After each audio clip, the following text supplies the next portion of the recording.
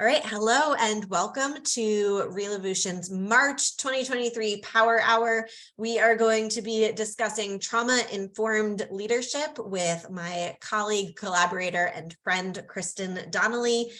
She's extraordinary, and we are so excited to learn from her. We gather here once a month on a topic of interest, and we actually are lucky this quarter to have a couple of extra ones. So our next Power Hour will be on, I don't even know. Sorry, I lost my train of thought, and it will be, I know it will be on April 18th. And we hope to see you there. And if you're not already registered, you can register through the description of this recording. So let's get started. So I would love to introduce you to Kristen Donnelly, who is, she does many things and wears many hats, but she is a researcher. She is writing a book. She is a co-founder of several different companies, which you can tell us more about. And she is an expert in trauma-informed leadership, and we're really lucky to be able to learn from her today. So Kristen, I am going to pass it along to you. Gracious, you are too kind. Hello, everybody. My name is Dr. Kristen Donnelly. I'm based in Philadelphia, where it is currently snowing, and it, shouldn't be. So climate change is a joy. I am a second-generation business owner, family business owner with my brother, and we took over our dad's company.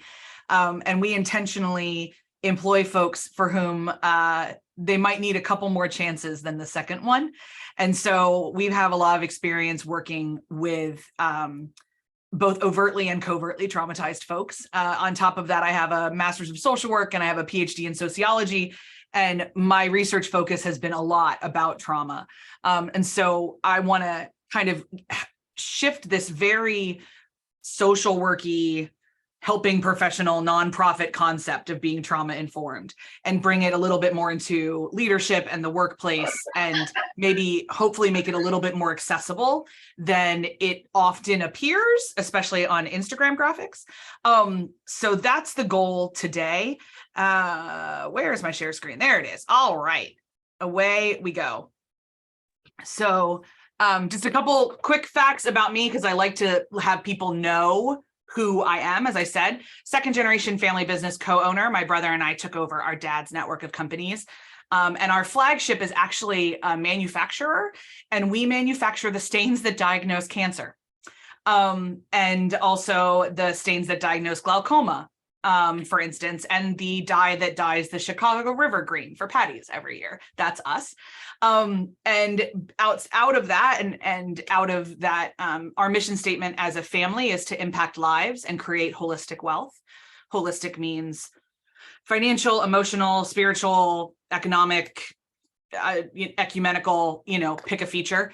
How do we as a company help you become the version of yourself you want to be? And how do we help you obtain the resources to do that?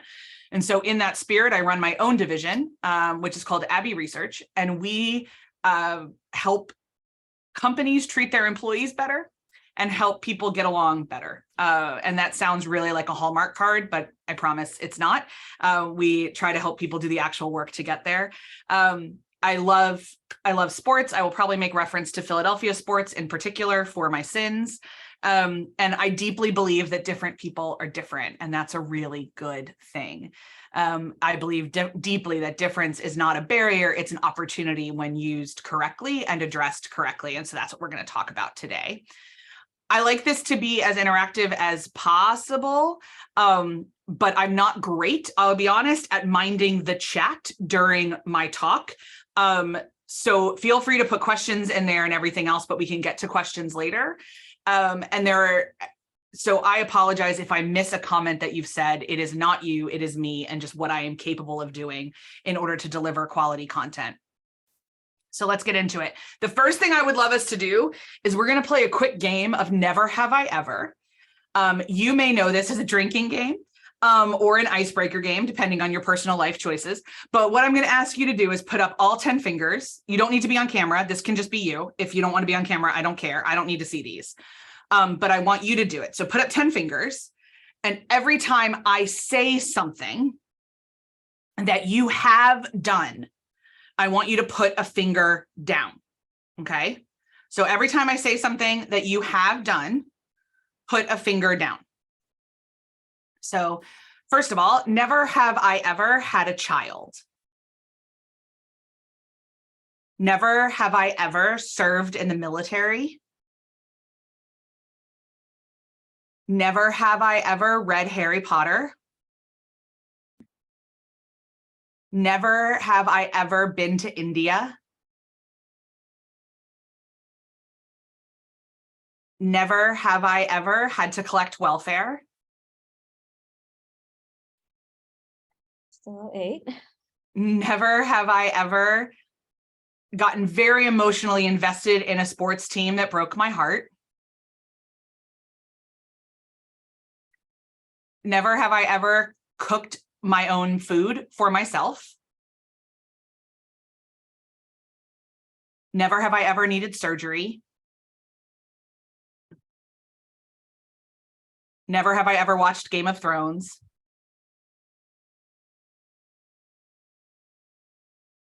Never have I ever been married. Okay, so I don't know what you put your fingers down at. Like I said, this was for you, not me, but my guess is that you put at least one finger down. And my guess is that you put probably a different combination of fingers down than some other people did. Okay. And my point with that is entirely that we are all made up of a lot of different things. We are never all just one thing at once. So I'm going to get into that more and what that means for trauma informed. But before I do that, I want to do the COVID disclaimer. As a sociologist, I want to let you know that the pandemic is not over, and it may never be over because of how our society, speaking mostly of North America, has decided to address the pandemic by largely ignoring it and saying that everybody just needs to get back to normal and moving on. What we have done is freeze that communal trauma in a way that doesn't allow people to heal from what they went through. So everything feels weird and off and stressful right now, and it might for a long time. And so everything is really hard. Like there's that great Twitter thread going around right now of that dumb BBC thing that says, you know, a study finds that there was only minimal mental health disruptions from lockdown, and everybody's retweeting it with like their most unhinged photo from their lockdowns. And some of them are really funny. Like, you know, I bought 150 rubber duckies and then staged weddings for them. And some of them are a lot more tragic, and some of them are just a lot of what we all experienced during that time. But whenever we're talking about working with humans, my gentle reminder and contention is that everything is weird. Everything is weird, and it will be for a little while. Humans are still in flux. Society is still in flux even more than it's ever been before. So that's my COVID disclaimer. So here's the general principles of a trauma-informed approach. What does trauma-informed mean? I'm gonna bring this back, but right now I want you to see my face. So I'm going to stop my screen so you can see my face. Really, really briefly, trauma-informed is a massive, massive word. It is incredibly studied, incredibly complicated. There is a lot going on, and a lot of debate, even, to be really honest. It is used in different ways and different practices. There's different people that use it at different times. And so there's lots of things. You can become trauma certified, trauma informed certified. You can go down that whole choice, and that's amazing. And if that is your choice, fantastic. What I deeply believe, based on research, personal experience, and gut reactions, trauma-informed leadership is truly just remembering that the person in front of you is a person, that they're coming in here with trauma, that you are carrying in trauma, and that unless you are aware of yours and open to theirs, things could get really complicated. So being trauma-informed and leading as a person means that when an employee does something that is wrong, your question is not, what the hell happened, or what is wrong with you, or that. Your question is, tell me what happened. Let me open the story. So one of the practices that we've found very helpful here at Abbey is that when somebody does something that requires disciplinary action, we work with humans. It happens. For a long time, when my father was leading, he would yell a lot in the 90s and the early aughts, and like, what the hell's wrong with you? You were stupid, you're a fool, like all of the Wall Street nonsense from the 80s, because that's how he learned how to lead. And thankfully, my brother and I were brought up in a different mindset. And so what we have started doing, as we've been in charge now for the last 5, 6-ish years, is, I say that and I'm just realizing it's 8 years. Okay. So the last 8 years, we've now opened up all meetings with, can you tell me what happened? Can you walk me through this decision from your point? Like, hey, we're here because like you were involved in the incident where the forklift went into the sprinkler system. Can you tell me what happened from your perspective? And what we have discovered over the last 8 years is that this opens up a lot more conversation that actually leads to changed behavior, instead of just write-ups and kind of the other traditional punitive actions. We can understand their mindset a little bit better, their logical reasoning for why they made that decision. Sometimes it's like, I was dumb, sometimes it's, I just made a mistake. But a lot of times I found that there's a real logic behind a decision that's made. And I can take that time and look at the logic and then help correct the logic instead of just correcting the action. So this is a little bit like root cause analysis on humans. And why this is particularly trauma informed is that it does a lot of the things. Just shifting that one practice has the potential to do a lot of things to realize what's going on. So I'm going to share my screen again, and we're going to go back through these principles, which I totally stole from the CDC. So I did not make this. This is not my work. But it is the best summary I have found, slide summary I have found of what the most agreed upon principles of trauma-informed care is. So first of all, the most important thing is safety, physical safety, first and foremost. My version of leadership and my definition of leadership is that as a leader, my job is to keep my people in my building physically and emotionally safe. Their job is to deal with customers and make the product and do everything else. My job is to make sure they're safe doing it. And so that stems from the deep belief that these are all people and they're not interchangeable cogs in a profit machine where I can just replace them whenever I want. We also practice trustworthiness and transparency as much as we possibly can. And I'd recommend this. There's a real difference between transparency and complete vulnerability. And there's a real good balance there. And I'm absolutely sure that Marissa does work on that. And you guys coach through that, because that's a huge part of leading with love in a lot of ways, is knowing the difference between over disclosure and a transparency that's necessary. So by building that trust, people can trust also that they can tell you what's going on in their lives, and you can make more informed decisions on how to interact with them based on that fact. Peer support's a big one. As a leader, this may or may not be your job, and your organization may be different, but as you're thinking about building teams, like, this is why we always recommend that you don't ever just interview somebody for their skill set, but you interview them with the rest of the team in mind. How are they going to fit into that team? What is that going to look like? Collaboration and mutuality are really important to every business. We like to believe that they're not, but they are. Empowerment and choice is the power of asking, tell me what happened from your perspective. Let this person tell their story and bring their choices into the room allows for quite a lot of that, to be honest. And then it also allows for the cultural, historic, and gender issues, as well as the socioeconomic, as well as the everything else that kind of come into decisions.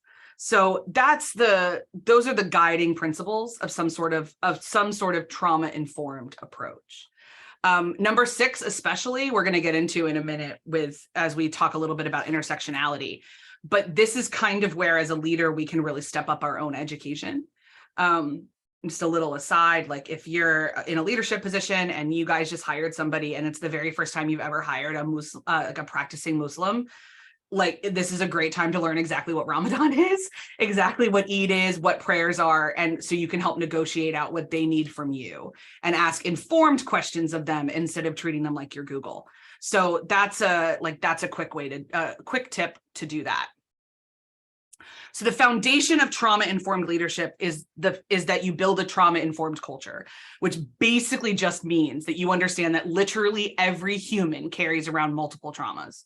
I joke all the time that I'm going to rewrite Benjamin Franklin's quote, but the only things that are sure in life are death, taxes, and trauma. Like, everybody's going to go through it.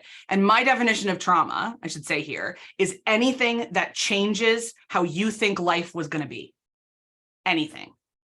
So trauma could be the car accident you got in, trauma could be the breakup, trauma could be the kids that didn't get to graduate across a stage in COVID, trauma could be, like, it can be tiny, it can be large, it can be really disruptive, can be minorly disruptive. It is not comparable between people. It affects everybody differently, but it affects everybody. So if you know that and you interact with people knowing that they're carrying stuff that they might not even know is a trauma. I'm not advocating that you deal with everybody like they are a precious little flower, but deal with everybody like they're a human. They're coming to you with strengths and with weaknesses, with hopes, with incredible skill sets, with possibly anger management issues. They're coming to you shaped by their lives, and that life will include trauma. So I want to focus a little bit on cultural and understandable knowledge, because to me, if we work on our intersectionality as a principle within our organization, I'll explain what that is in a minute, a lot of the trauma-informed stuff becomes easier. So really quickly, the basis of sociology, in a lot of ways, one of our base assumptions, sociology being the study of people, is that there is no such thing as normal. Normal is a setting on a tumble dryer. It is not a static thing that everybody can enter into, but every single culture decides what is normal for them, what is normal for your workplace, what is normal for your family, what is normal for your city, etc. So, like, for instance, in the city of Philadelphia, it is very normal to know a lot of things about the Philadelphia Eagles.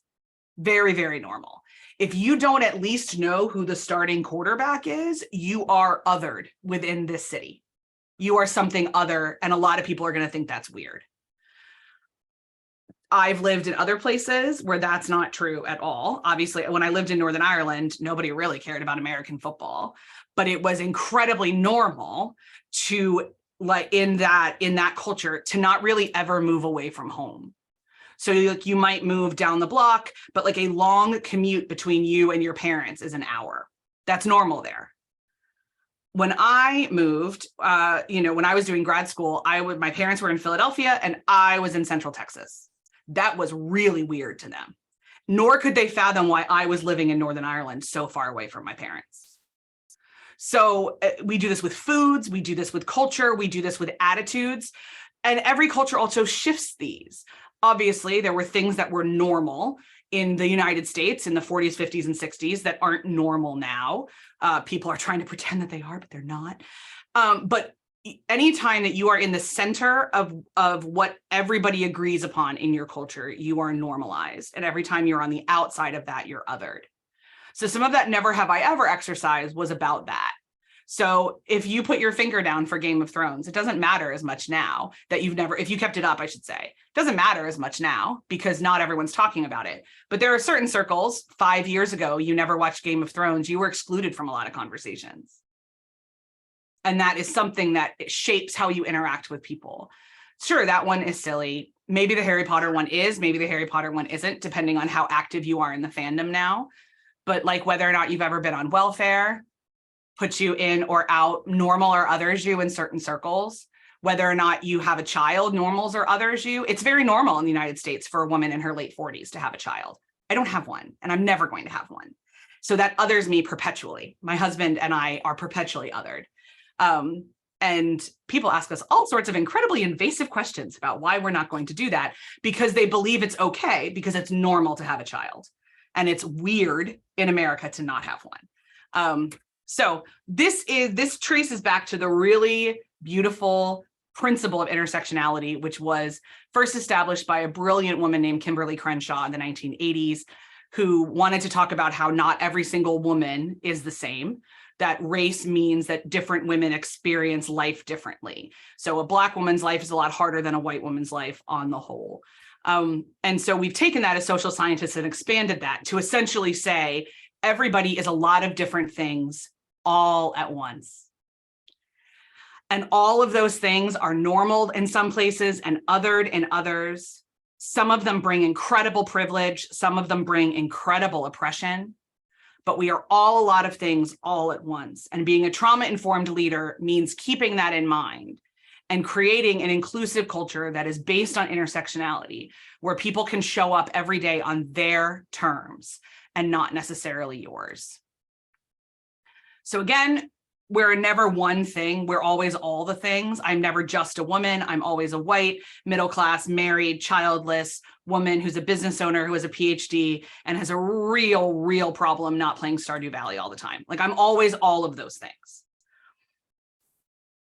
So these are the questions I would love for you to think about, and to kind of give yourself some time. You can screenshot these.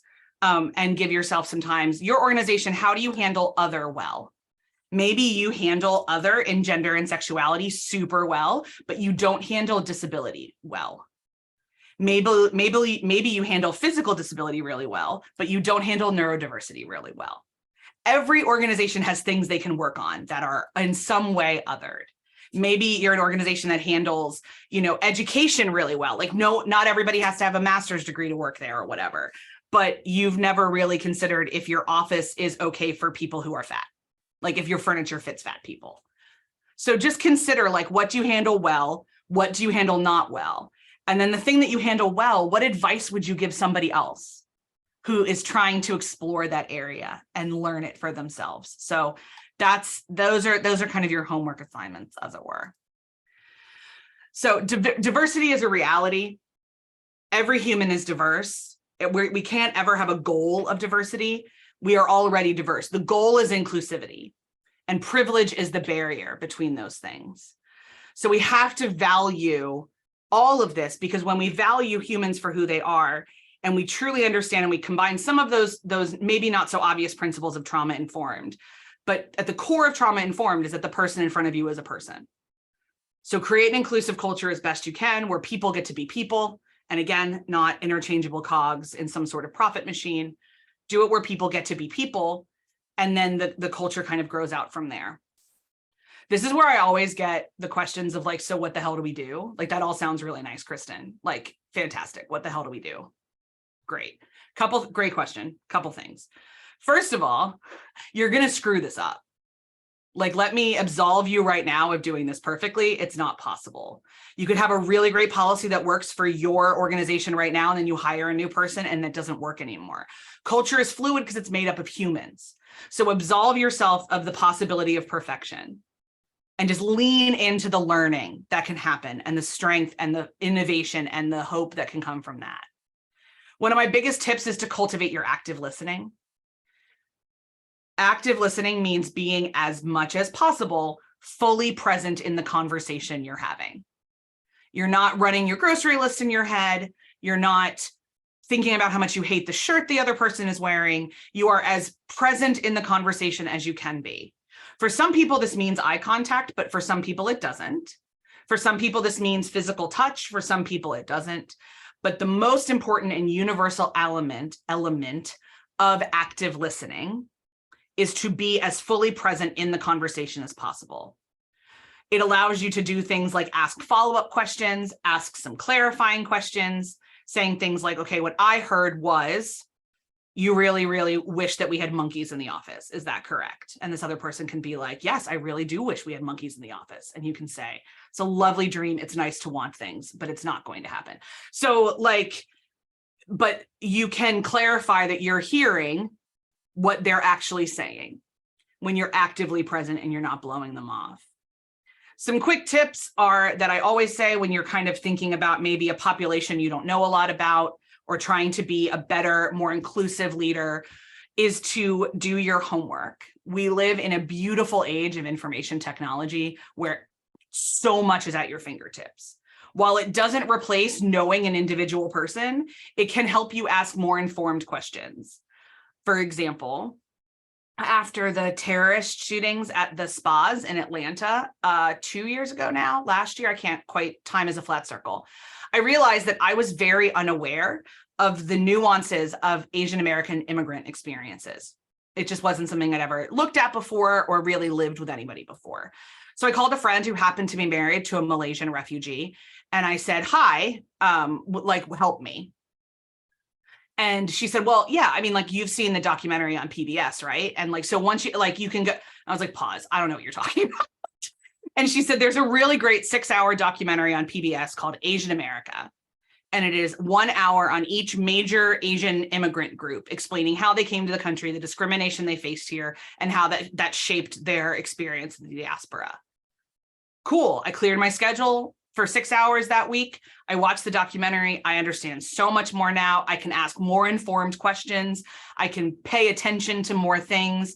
Can't make any assumptions about anybody that I meet, but like I said, I can ask more informed questions. So there's lots of populations like that. If you don't know anybody who's physically disabled or deals with the ADA, watch Crip Camp.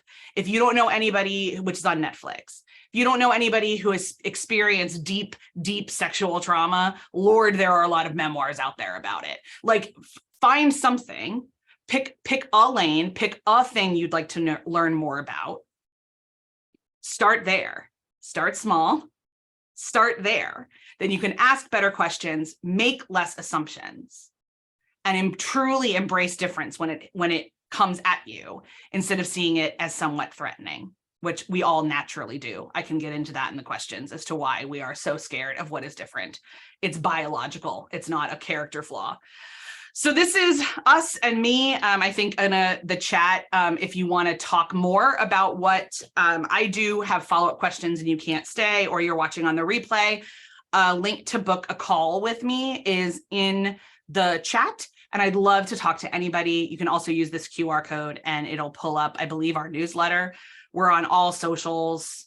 We're not hard to find. I'm not trying to play games. So, and we can talk about whatever you'd like in terms of this. Thanks so much for your time and attention.